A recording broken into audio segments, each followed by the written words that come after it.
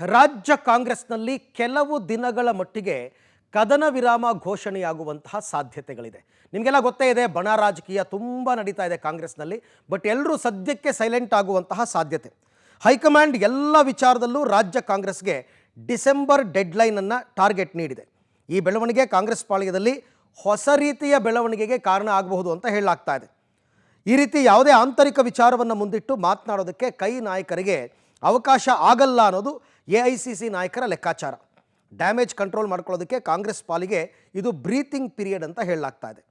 ಕದನ ವಿರಾಮದ ಅವಧಿಯಲ್ಲಿ ಪಕ್ಷ ಹಾಗೂ ಸರ್ಕಾರದ ಮಟ್ಟದಲ್ಲಿ ಇಮೇಜ್ ಬಿಲ್ಡ್ ಮಾಡುವ ಕಾರ್ಯಕ್ರಮ ಹಮ್ಮಿಕೊಳ್ಳುವಂತಹ ಸಾಧ್ಯತೆ ಇದೆ ಅಂತ ಹೇಳ್ತಿದ್ದಾರೆ. ಅಂದರೆ ಎಲ್ಲ ಕಿತ್ತಾಟವನ್ನು ಬಿಟ್ಟು ಡಿಸೆಂಬರ್ ತನಕ ಒಗ್ಗಟ್ಟಾಗಿ ಪಕ್ಷ ಸಂಘಟನೆ ಮಾಡಿ.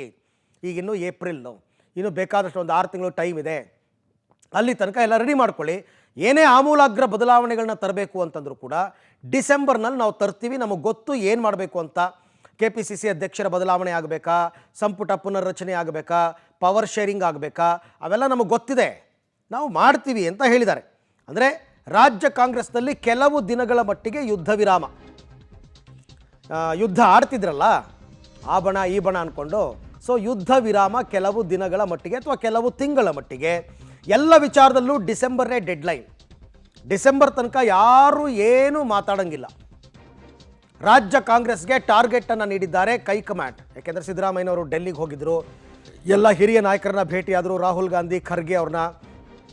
ಆಗ ನಡೆದಿರ್ತಕ್ಕಂಥ ಮಾತುಕತೆ ಯಾವುದೇ ಆಂತರಿಕ ವಿಚಾರವನ್ನು ಮುಂದಿಟ್ಟು ಮಾತನಾಡುವಂತಿಲ್ಲ. ಇದು ರಾಜಣ್ಣ, ಸತೀಶ್ ಜಾರಕಿಹೊಳಿ ಅವ್ರಿಗೂ ಅಪ್ಲೈ ಆಗುತ್ತೆ. ಯಾವುದೇ ಆಂತರಿಕ ವಿಚಾರವನ್ನು ಮುಂದಿಟ್ಟು ಮಾತನಾಡುವಂತಿಲ್ಲ. ಆಂತರಿಕ ವಿಚಾರ ಅಂದರೆ ಪಕ್ಷದ ಆಂತರಿಕ ವಿಚಾರ. ಕೈ ನಾಯಕರು ಬಹಿರಂಗವಾಗಿ ಮಾತನಾಡೋದಕ್ಕೆ ಅವಕಾಶ ಇಲ್ಲ. ಅಂಥದ್ದೇನಾದರೂ ಆಯಿತು ಅಂದರೆ ಶಿಸ್ತು ಕ್ರಮ ತಗೋತೀವಿ ಅಂತ. ಈಗ ರಾಜಣ್ಣವ್ರ ವಿಚಾರದಲ್ಲೂ ಹೈಕಮಾಂಡ್ ಏನೋ ಗರಂ ಆಗಿದೆಯಂತೆ. ಡ್ಯಾಮೇಜ್ ಕಂಟ್ರೋಲ್ ಮಾಡ್ಕೊಳ್ಳೋದಕ್ಕೆ ಕಾಂಗ್ರೆಸ್ಗೆ ಇದು ಬ್ರೀತಿಂಗ್ ಪೀರಿಯಡ್, ಉಸಿರಾಡುವ ಸಮಯ ಅಂತ. ಎಲ್ಲ ಉಸಿರಾಡ್ಕೊಂಡು ನೆಮ್ಮದಿಯಾಗಿ ಇರಿ ಸದ್ಯಕ್ಕೆ ಡಿಸೆಂಬರ್ ತನಕ. ಅಲ್ಲಿ ತನಕ ಜನನೂ ಮರ್ತು ಬಿಡ್ತಾರೆ, ರಾಜ್ಯದ ಜನ ಇದನ್ನೆಲ್ಲನೂ. ಏನಪ್ಪ ಪಕ್ಷದಲ್ಲಿ ಈ ಥರ ಕಿತ್ತಾಟ ಅನ್ನೋದನ್ನು ಮರ್ತು ಬಿಡ್ತಾರೆ.